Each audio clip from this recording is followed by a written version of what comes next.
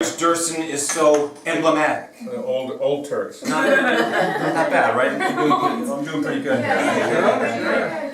Old So Turks. Turks can solve any problem. I think Yelchin can attest to this. Turks are superior. Turks can solve any problem.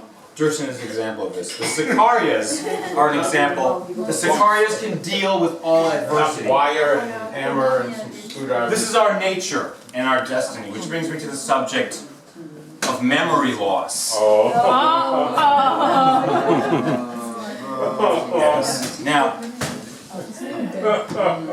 what did I just say? Oh, right, memory loss. Right, memory loss. Okay, so now, we all know that memory loss is perhaps a genetic inevitability in our family. Not a guarantee, but likely. Now, in the case of Dursun, that's okay, that's not so bad, since he'd rather not remember the first 40 years anyway. The last 20 were not so good either. But it could have been worse. It could have been much worse. Yeah. Were it not for the curious side of Dursun. The country engineer of the Turkish geopolitical rift between the Taurus and the Catskill Mountain knowledge. Right.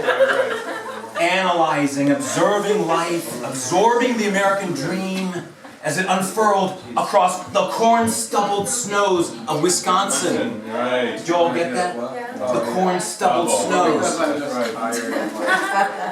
So being the engineer that he is, Dursun was always reacting to the situation, manipulating it with his instruments, absorbing it with homemade radios. He was blasting the Doors and Strawberry Alarm Clock on WPLJ. His fingers on the dials of the oscilloscope and the green pulsing light of the basement. Laboratories.